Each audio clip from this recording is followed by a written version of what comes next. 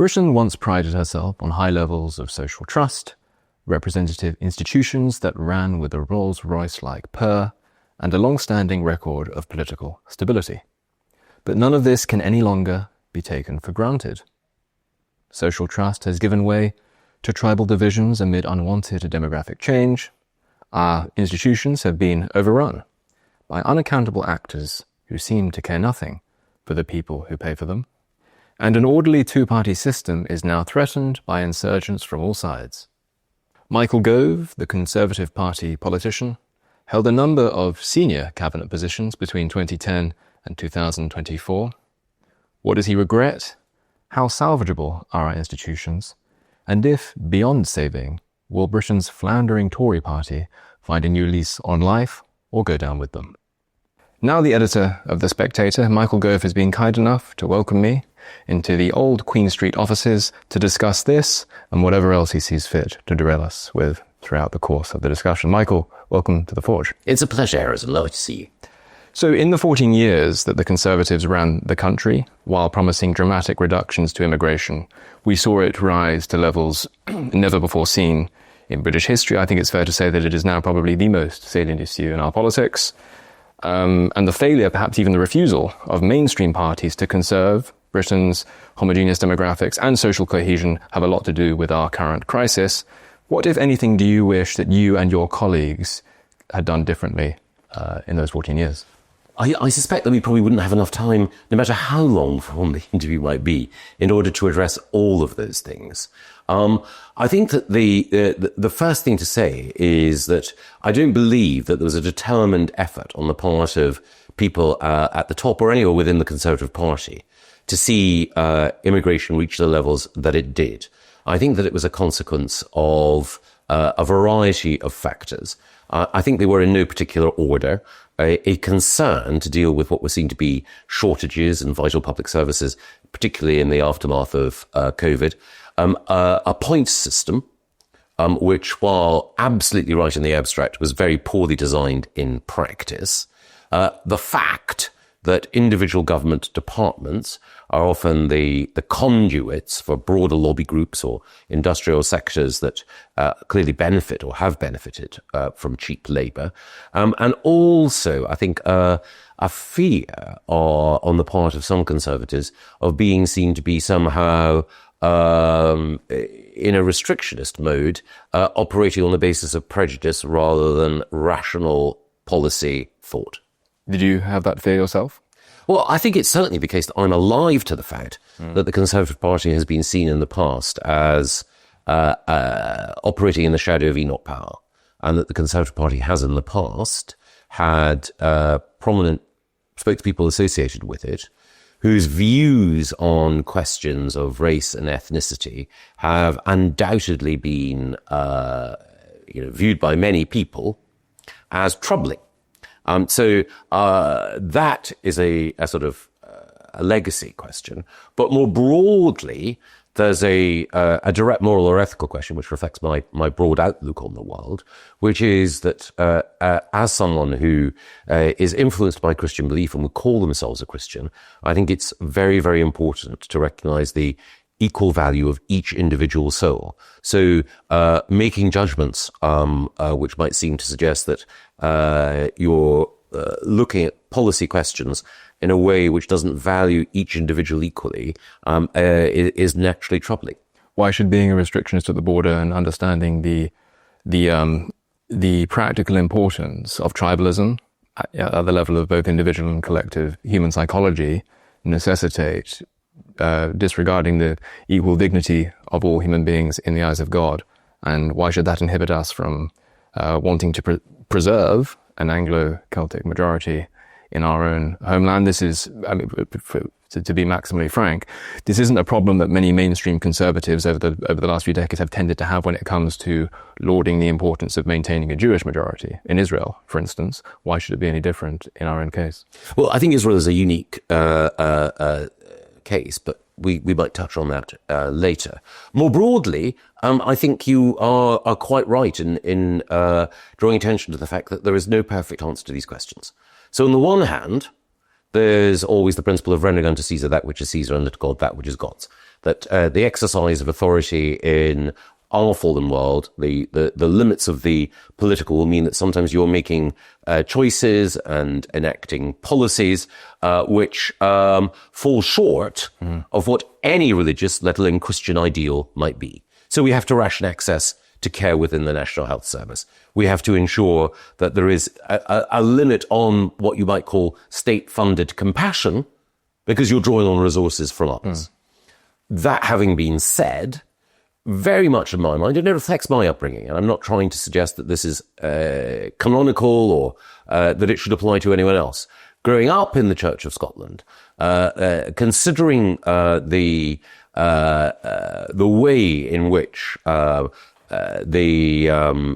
Christian faith was passed on to me, the idea that Christ himself and his parents were refugees, the notion that we should seek always to try to extend compassion and mercy to those in distress, that is a factor in my mind. But I certainly would not say that anyone who took either a more or a less restrictionist view of borders and migration than me was somehow, what's the word, any less worthy, moral, or ethical. All I can do is speak to the way in which I was brought up has affected my outlook on these issues, and it is an influence, not the determining factor, because, as I think we would both recognize, no country can have a completely open borders policy and remain a stable political system that looks after those who are invested in it. So therefore, there has to be some approach which will ensure that borders are protected, that the population of a nation, the people who've invested their lives in its success, are also supported to flourish in the future. Okay, so you do then think that it is a... Are you saying that would you describe yourself as a restrictionist now, just to kind of set out the terms for our discussion? Yes, I would. You would? I think it is the case that there does need to be strict control over who comes into the United Kingdom. And I think that control should balance a variety of things. The first thing is the rate number. I think that there are key questions about the rate at which any society can accept new individuals from outside its shores or outside its borders. There are two other things as well. One is an economic judgment about what's in the broad economic benefit of the country. The other thing as well, of course, is that a country is not simply a product of economic units, and human beings are not simply generators of production and consumption. There is a cultural component as well. The final thing I would say, just referring back to what I mentioned earlier, is I do believe in the idea of mercy. I do believe that it is appropriate, particularly if your country is strong, wealthy, and successful, that if at all possible, when there are crises that affect all of humanity, that your country, if it can, should do what it can to offer charity and kindness to those who are in distress. All else being equal, is it a legitimate end of government, in your view, to try and maximize, short of cruelty, of course, the homogeneity within a given nation for a whole set of reasons to do with what we know diverse societies around the world to be like? I mean, as I don't need to tell you, I mean, in the most diverse parts of the world, it is in these sorts of places that any kind of sort of law-governed, consensus-based democratic politics, pro-social democratic politics, all of which depends on high stores of social trust that we jettison at our peril. In very diverse parts of the world, it's impossible to maintain that form of politics, the kind of politics that we have historically been accustomed to in Britain, because people, being tribal by nature and recognizing the fallenness of human nature, are just inclined to double down on what they view as their own little in-group interest, as opposed to trying to converge with their fellow citizen on what's pro-social and what's in the common good as a whole. Given that we know that it's an empirical fact about human nature, seemingly, and human history, that the more diverse your society becomes, the more it is subject to these sorts of stresses, these sorts of frictions, even ethnic atrocities. Look at the Balkans, Balkanization. has that connotation for a reason. Is it not not only a legitimate end of government, but a moral end of government, but try and maintain the homogeneous demographics that supports all of that, and indeed Christian too? Well, I mean, you make the case better than I think anyone can. I would add, I hate the word nuance normally, but I would add some nuance and context to that. All right. So I think that a strong and robust society, which has confidence in its institutions, can over time welcome people to its shores or within its borders, and that those people almost, from whatever background they originate, can integrate and learn how to be full citizens within that jurisdiction. But I think, of course, there is always a balance. To what extent is the confidence in those institutions and in that country's past? To what extent is it the case that the rate and the pace at which people arrive presents either a challenge to the confidence that people have in those institutions, or actually a vote of confidence in those institutions from people who were previously outside that nation? And of course, that takes us into a variety of questions and historical examples. People who tend to be supportive of migration point at previous waves of migration. So whether or not it's people fleeing from the Palatinate in the 17th century, or whether it's Huguenots, or whether, of course, it's people who were fleeing persecution in Eastern Europe, Jewish individuals in the late 19th and early 20th century. And they point out that each of those waves of migration led to assimilation and integration, even as people, preserved something of their back home culture, as it were. The point is that in all of those cases, the numbers were, relative to the size of the native population at the time, relatively small. And also the native population at the time had a degree of faith in their own institutions and so on. So it is absolutely possible to welcome new people to your shores, but history tells us that it is something that relies on a number of different factors in order to be a success. Presumably you would grant that cultural proximity matters a great deal as well. And the examples that you there listed off, we're talking about incredibly similar human populations coming in very, very small numbers. This is not the form of immigration to which we have been accustomed in the post-war period, and particularly since 1997, although people like to emphasize for the EU-based argument the importance of Eastern European immigration into Britain under Tony Blair. Third world immigration into Britain also went up under Tony Blair and then skyrocketed, of course, under Boris Johnson. And with the Boris wave and all the rest of it, presumably you would grant that it is much harder to assimilate populations who are culturally distant from us in that way. I mean, for example, one thing that I'm always keen to sort of recall people's attention to is that we're not discussing the importance of demographics, identity, and immigration in the abstract. We're talking about an experiment that is probably best thought of as one in which we're already halfway through. And so, for instance, while it may make sense in the abstract to talk about how to optimize for integration, how to optimize for assimilation, yes, when you've got Bradford and Birmingham and Tower Hamlets on your hands, I regard these as effectively already occupied and colonized areas. I mean, what are we going to do? What is the assimilation strategy for Tower Hamlets in 2025? Are we going to drop copies of John Fortescue through everyone's letterbox and hope that they get the memo on British values? This doesn't seem plausible to me. No, it's a very strong challenge. So the first thing is that I completely understand the force of your argument. I myself wouldn't use words like colonization, but I do understand the concerns that you express and the legitimate challenge that you make. And I think it is possible to draw certain distinctions. And there is, I think, a particular challenge, as I see it. And I think this is something I hope I've discussed fairly and honestly in the past, with people who arrive from particular parts of the world whose attachment to the Muslim faith and the nature of the area from which the migrations come, from which the diaspora has spread, has meant that there's been a resistance to the pace and the success of integration that other communities and other minorities have had. What do I mean by that? Two things in particular, as you quite rightly point out.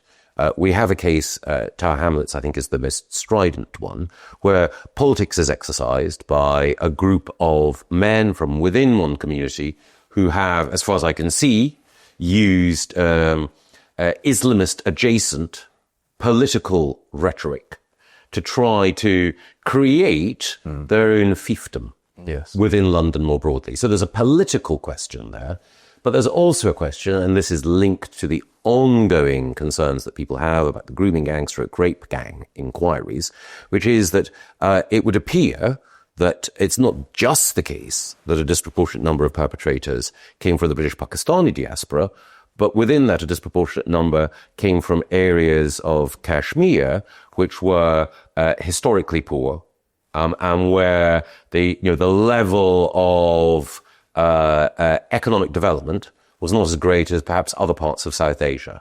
Now, some people might say... Worth mentioning as well, very briefly, high levels of consanguinity, cousin marriage, and therefore sort of evolutionarily ingrained ethnocentrism too. Well, exactly. So I think, there are some people who might say, my efforts to draw distinctions are efforts to run away from confronting some difficult realities. But my own view is that it helps, as you have done, to look closely at some of these questions. Cousin marriage creates its own set of challenges, and also amongst some South Asian diaspora communities, there tends to be the habit of not just cousin marriage, but also the son or daughter or grandson or granddaughter may be brought up in the UK, but it is often the case that their partner, their wife or husband, will be someone whose upbringing has been back home, even though the individual in the UK may be a second, third or fourth generation citizen here. And what that works against is the process of integration that you see occurring in other South Asian communities, where you will have people who are very proud of their heritage, but who will have been brought up in the UK and who will therefore find themselves working with, socializing with, marrying and forming families with other people who've been brought up in the UK. Ernest Gellner, the Cambridge sociologist, dead now, wrote a book, I think it was called Nations and Nationalism, in the 1960s, in which he said that the two primary factors that act as what he called counter-entropic forces when it comes to assimilation and integration are ethnocentrism, sort of strong ethnic identity, and the other one was religion. Yes. And there is a concession there by Ernest Gellner, who in many ways was many people would have considered him a sort of left, liberal, progressive thinker. There's a concession there, it seems to me, to two pretty important theses that figure in two very well-known books of the last 40 years that curiously during COVID-19 we discovered were on your bookshelf.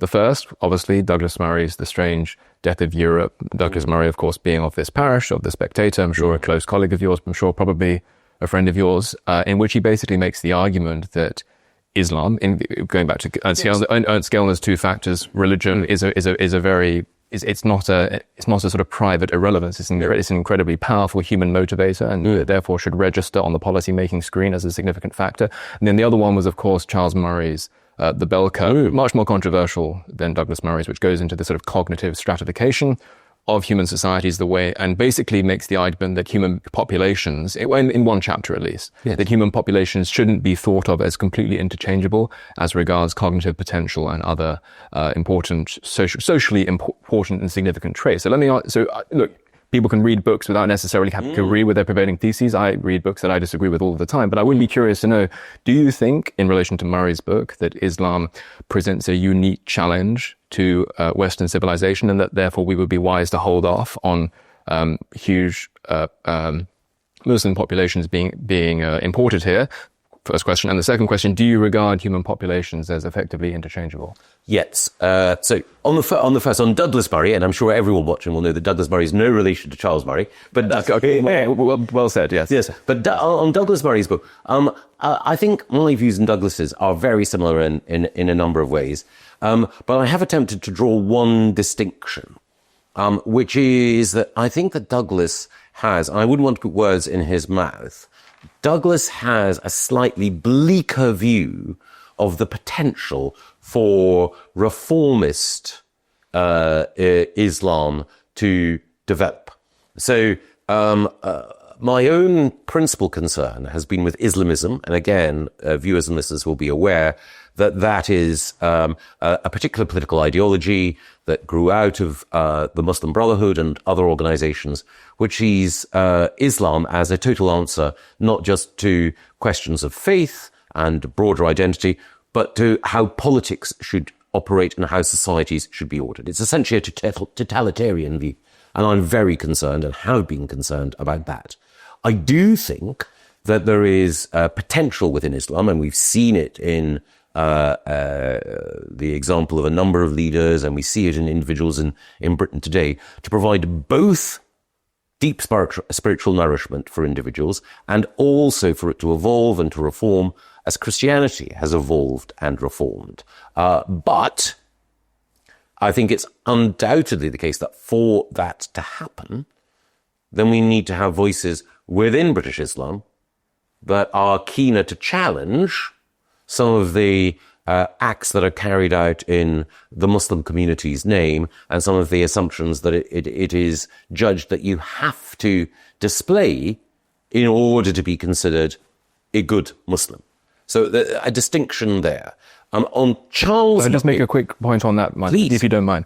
Is it wise to make Britain's future hostage to the success or failure of a minority of Muslim reformists in the Muslim world? One of the points that Douglas makes is that, of course, we want the Muslim reformists in the Muslim world to succeed. Yes. We'd rather see Egypt run by a sort of civilized, like Sufi admiring sect than devotees of Hassan al-Banna. Yes. But why would we make Britain hostage to the same contingencies? Well, I think it is the case that we have a situation now where a significant number of people in Britain and a growing number are either professedly Muslim or are growing up in families where parents, grandparents, and the extended family would consider themselves to be Muslim as well. Now, it's not for me to determine how someone should live their faith or interpret their faith. However, given that we do have millions of people in the United Kingdom who would call themselves and believe themselves to be Muslim and who derive spiritual nourishment and moral guidance from it, then it's part of what I think any commentator or any politician should do to try to ensure that for reasons of social harmony and for reasons of, broader national flourishing, that the relations within that community and between those communities and the rest of the United Kingdom are as harmonious and as fruitful as possible. But again, it does raise the question, which is implicit in the point that you make, that when we're thinking about future migratory flows, and also when we're thinking about specific, national security questions, like who might be able to benefit from the visas that we grant to religious scholars, that a great deal of care and thought and attention has to be given to those questions. And on Charles Murray, I interrupted you. Not at all. No. So on Charles Murray, I think it is undoubtedly the case that different societies, different human populations over time have exhibited particular characteristics. This is not an area in which I can claim any expertise, and it is an area which both attracts people who have, to my mind, some very dark and un-Christian views, but it is also an area where one has to respect the work of scientists as well as ethnographers and others. So I'm intellectually curious about some of the arguments that Charles Murray and others have made, but I can't claim to have as strong or definitive a set of views on those questions as Murray himself, or indeed as his most trenchant critics. And I tread warily in that area because I don't feel that I have the requisite expertise. Yeah, the intellectual authority to be able to pronounce. No, and I'm not asking you to pronounce on these what are admittedly scientific questions, and indeed scientific questions which are not settled. If science is necessarily provisional, and that's part of its virtue as a body of knowledge. It is subject to displacement over time as we learn more and more things. But one of the virtues of conservative politics, it seems to me, is that it is sort of, or conservative philosophy perhaps better said, is that it is paradigmatically cautious about things. Yes. And it strikes me as a pretty difficult pragmatic thesis to repudiate, that the consequences of our being wrong and adopting a naively environmentalist view about population differences are more consequential than our erring on the side of caution. Sure. And perhaps and sort of how to say it, taking it as in other words, Britain is more put at risk by naive assumptions that human populations are interchangeable than it is put at risk by assumptions that human populations are not interchangeable. So the precautionary principle presumably should kick in. Yes. I mean, I always find it odd about Burkean conservatism that they're very, very reluctant to do things like reform aristocratic titles, because they'll cite Burkean prescription and Burkean prejudice and the precautionary principle and the importance of these things. But, well, replacing the whole population within a generation or two, I don't see why that should be a problem. No, I am a very well made point. And I don't see the precautionary principle as something that should be universally adopted, but I do have a lot of sympathy with it, and as you know from some of the interest that I've taken in environmental questions. So I think it's a fair one as well. One of the things that concerns me overall, as someone who would like to think the sources are back in, is the durability of and the confidence that we have in institutions. And I think that a country and its success depends on a variety of factors within a system.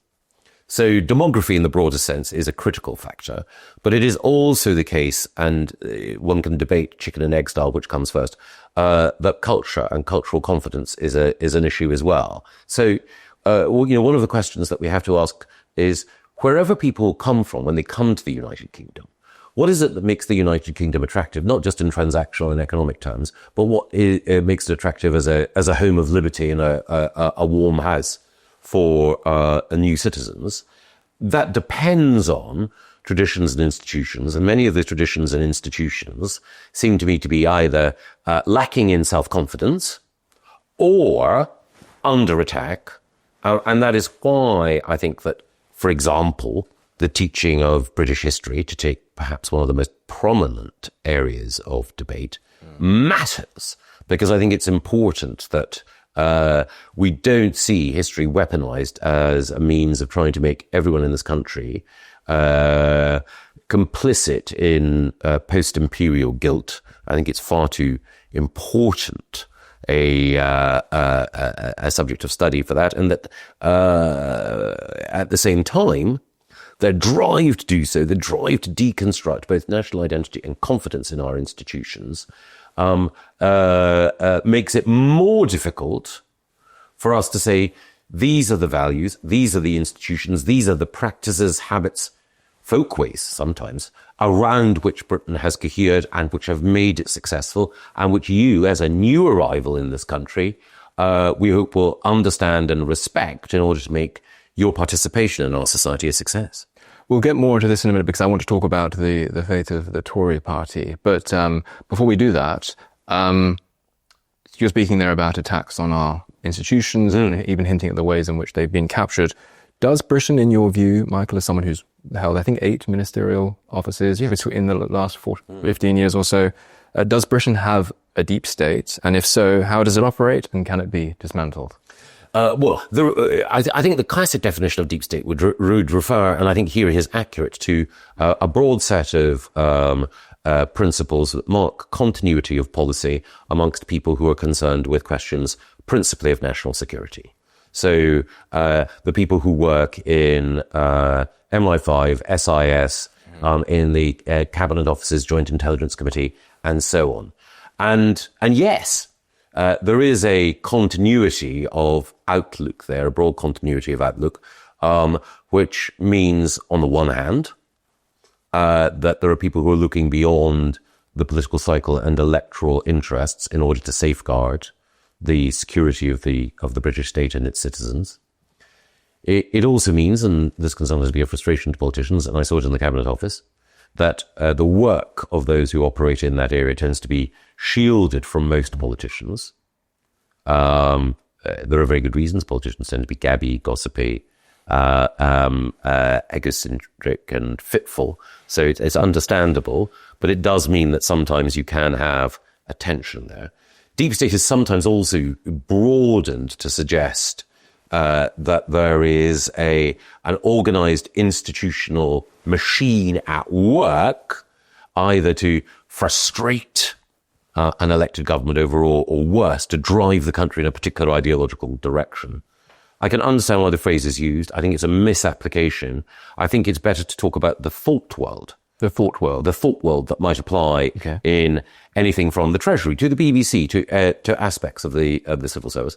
But again, it can be a helpful generalization of the way in which many people within a particular organization operate or think, but there will always be exceptions to it. And like all stereotypes, it will be rooted in truths, but it won't tell the whole story. Let us suppose then that I substitute the word blob for deep state. And I think blob is actually a term that you came up with yourself. I popularized it. It was originally used by William Bennett, who was Bush 41's education secretary. I see. And so does Britain have a blob? How does that operate, and can that be dismantled? Because it sounds like when I say the deep state, I'm thinking more about the sort of the thought world and the sort of entrenched machinery of the state, which is not always particularly forthcoming with politicians the politicians we elect to represent our interests. So I generally think that yes, there is, or there are blobs, and it's being used in different ways. One of the things I originally used the phrase, I probably overused it, was to describe the coalition between academics in universities, particularly in education departments, and people in the teaching unions who were resistant to knowledge-rich education. Other people have used the phrase green blob to describe those NGOs that have been instrumental in developing a web of environmental regulation that has worked in some areas against economic growth initiatives. I actually have some sympathy with some of the arguments of people in the green blob, but put that to one side. More broadly, however, I think it was Ian MacLeod who made the point that if you were to take 10 graduates from Oxford, Cambridge, or any Russell Group university, 5 of them were right-wing, 5 of them were left-wing.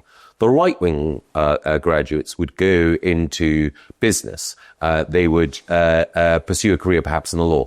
The left-wing graduates would go into the civil service, the BBC, and academia. Now, there's an element of oversimplification there, but having worked in the BBC and having worked with civil servants, there's a general view. They are lovely, decent, humane people, but there is a sort of default soft left assumption. There's something else as well, which is that if you or I were Prime Minister, or anyone listening to this were Prime Minister, and were intent on radical reform of whatever kind, one of the other things that we would find is, as well as the natural scepticism of people who tend to be centrists and who tend to be cautious, precautionary principle again, about radical change. The other thing also is, with any big organization, any bureaucracy, you need to have regard to the incentives within it. And, whether it's Weber or C. Northcote Parkinson, there are people who've written well about how bureaucracies operate. So one thing about blobbishness is that it's sometimes not just ideological, it's actually the inertia of a group of people who want to maximize comfort, minimize risk, maximize the amount they earn for the minimum obvious sweat and effort. Talk a bit more about your experiences. Did you feel frustrated by senior civil servants? Did you feel frustrated by people operating in the back room and all the rest of it? So it's not the case that I ever felt that I was the victim of conspiratorial plotting. Okay. But I do think it is the case that I and other ministers had and have difficulty sometimes in driving through some of the changes that we wish to see. Again, it's because there are practiced ways of working. There's a guild-like structure.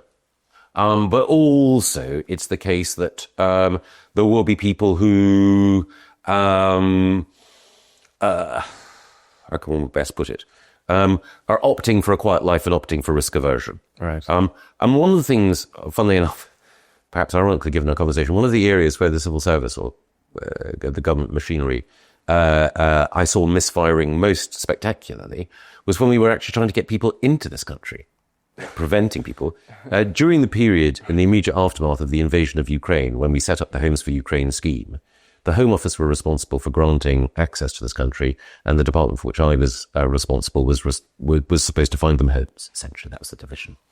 But there were problems in getting people in this country. I remember attending meetings where Home Office civil servants, all of them lovely people, simply couldn't explain the process by which visa applications were granted and why it was so slow. We were assured things would speed up because people would be working on a Saturday. I asked, out of genuine curiosity, what proportion of the people that we have will be working on a Saturday? How many? And the senior civil servant said, well, we'll have to wait to see how many turn up. And I slightly lost it and said, yes, this isn't a garden fete.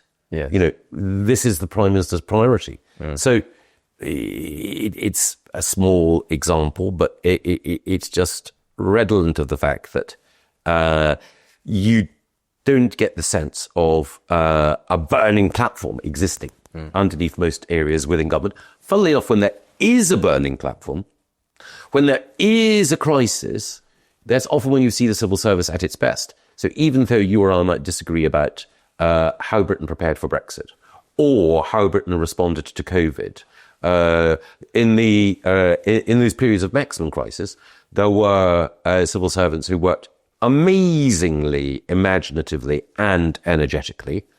It's also the case that I work with many people, every minister says this, but it's true, within the civil service who were brilliant. One of the sad things is that some of the people with whom I worked in the civil service who were most brilliant are now outside it. Right.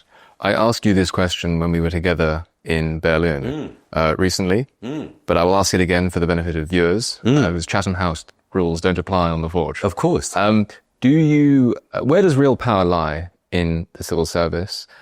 Does it lie with the Cabinet Office, as Dominic Cummings constantly tells us that it does? And how much power does the Prime Minister have, should he or she choose to exercise it? The Prime Minister has enormous power if he or she chooses to exercise it. So power rests to a significant extent with the Cabinet Secretary, but also with the Treasury as well. But it is the case that there is a committee, a leadership committee, within the civil service that is responsible for promoting people who are at the level just below permanent secretary, director general level, to the job of permanent secretary. So the whole point about those who become permanent secretaries is you might object to the system of Buggins' term, but if you reject Buggins, then Muggins, Chuggins and Juggins are presented to you, and people are recruited in the likeness of the existing bureaucracy. When I was at the Department for Education, there was a period where the existing permanent secretary left. I was anxious to recruit someone from outside Whitehall who had business and academic experience, who was someone of unimpeachable intellectual authority, and who understood the world of education. But it was deliberately rejected, and another figure was appointed from within the civil service as permanent secretary, a very talented person as it happens. But the view was, at the time, Gove, you're too much of an outsider, too much of an irritant. If we put another irritant with you, then we'll be matching vinegar with vinegar rather than oil with vinegar. And that is just too much for the system to take. But putting me aside, it's in the nature of the civil service, as I say, like so many organizations, to appoint to positions of power and influence those who are attuned to and in sympathy with existing ways of working. Who do you regret endorsing more, Kamala Harris or Kemi Badenoch? Oh, Kamala. No, I'm a great fan of Kemi's. No, the reason why I endorsed Kamala, I don't have a vote and didn't have a vote, was principally because I think the gravest sin set against Donald Trump at the time was his failure to observe the results of the 2020 election.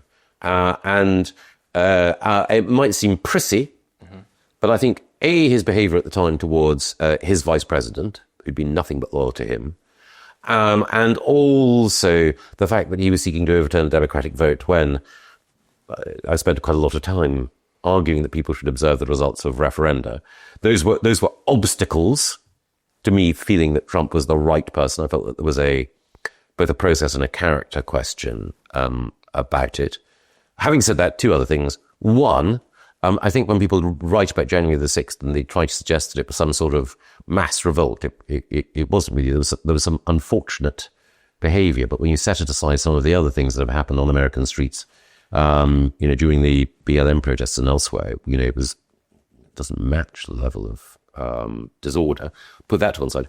The other thing is that there are many aspects of the way in which Trump, many of the policies that Trump has advanced, that I have time and sympathy for, but also I overall am not inclined to a style of leadership which is Caesarist or Bonapartist, and that's one of the things that I see in Trump. And my worry is that people broadly on the right who are approving of any of the things that he's doing are also approving of a style of government which, in the wrong hands, in the hands of a left Caesar or a Jacobin Bonaparte, would be horrendous.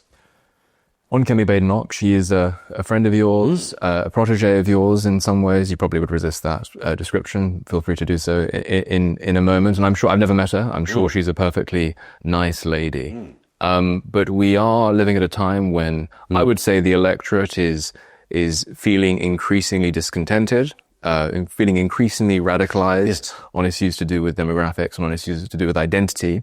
At the same time, you have, as the leader of the Conservative Party, which it needs to win back trust in the electorate after 14 very, very disappointing years. And it is led by someone who is a self-described first-generation immigrant. She said that in her maiden speech. She has a history of using the word white as a pejorative, not once, so it wasn't what was singular indiscretion. She did it in relation to David Tennant, and she did it in relation to her old engineering fellow students when she was at university, as a ready-to-hand sort of white as a sort of venomous pejorative. And she, in 2018, on the floor of the House of Commons, pushed for work visas and student visas to be uncapped at a time of at a rising when we have a rising restrictionist tide. Yes. And the insurgent challenger in the form of Farage, and indeed people like Rupert Lowe. At full disclosure, I am a policy fellow at Store Britain, Rupert Lowe's movement and think tank. Is it really plausible to have someone like Kemi Badenoch with that track record leading the Conservative Party? Yes, I think so. So the first thing that I would say is that it's a standard, not excuse. It's just a statement of fact. Whoever was leading the Conservative Party at the moment would face an incredibly difficult challenge, and not just because of the migration problems that arose in the final years of that administration that you quite rightly draw attention to. Secondly, I think there are few people within the Conservative Party who've given such consistent thought and attention to questions of migration and integration. And one of the points that Kemi has made in a different context is that there are lots of people in Britain who don't understand the migration system and its defects, but people who have sought to come here, people who know relatives who've sought to come here, understand its weaknesses and the way in which it can be exploited because they've seen it happening.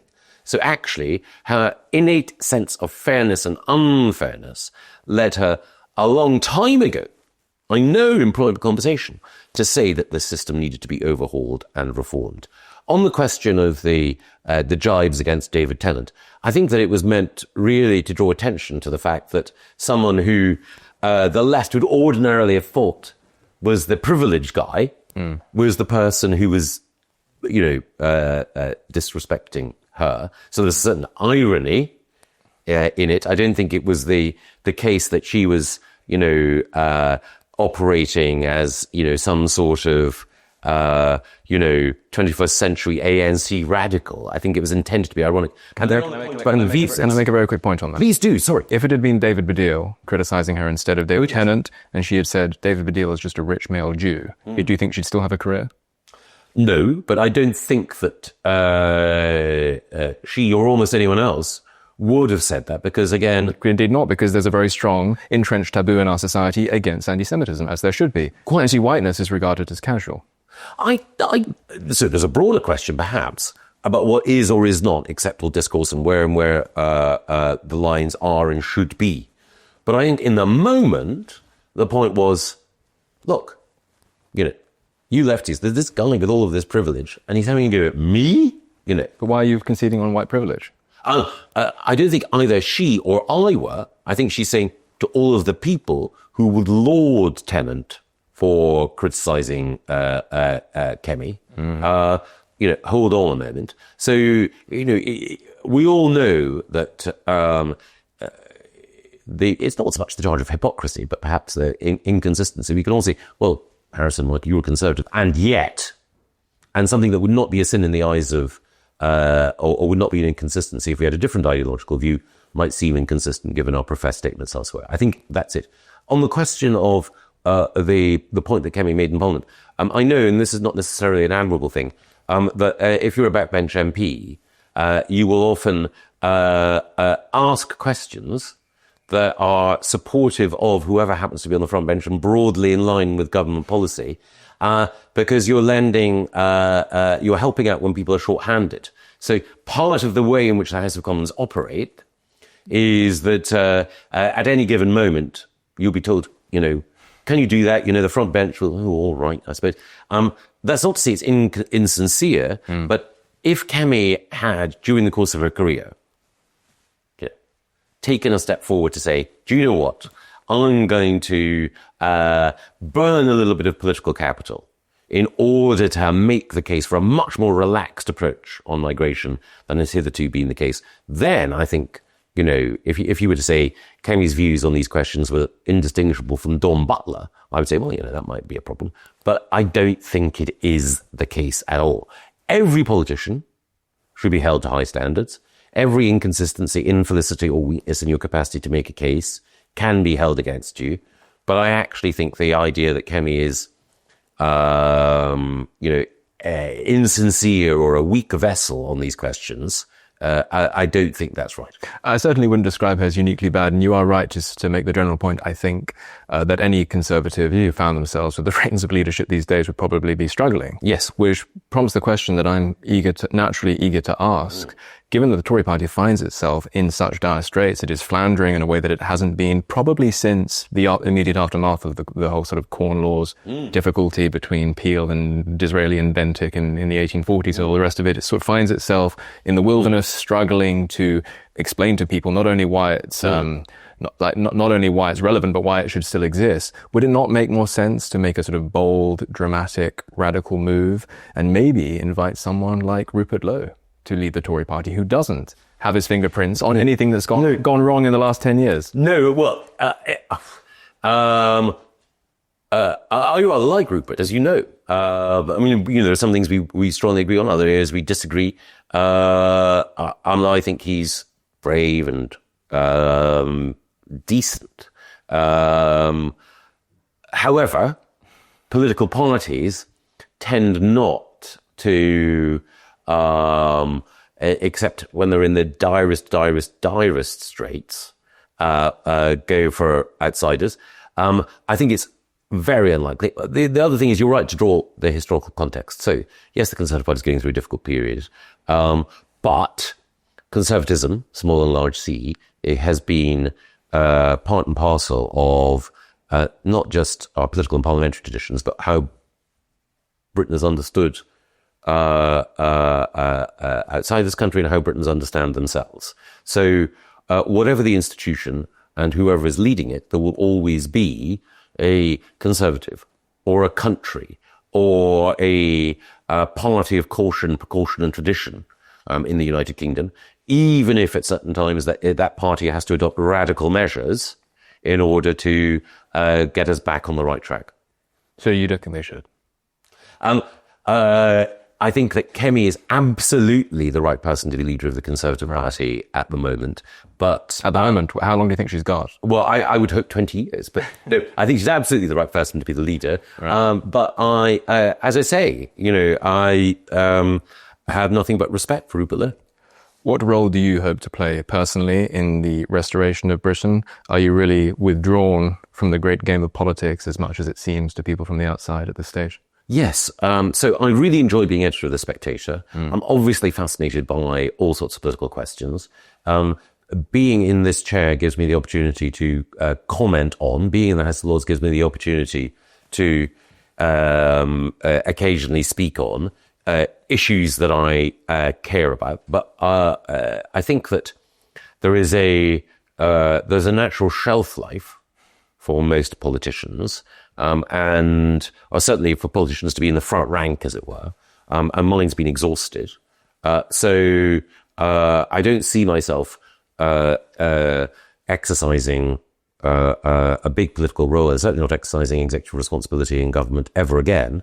But what I will do is, here at Spectator,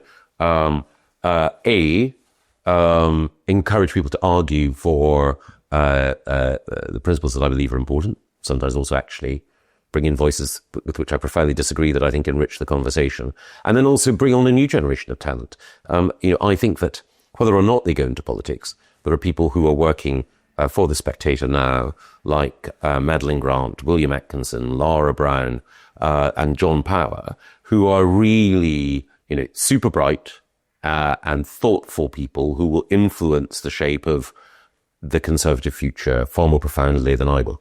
Michael Gove, thank you.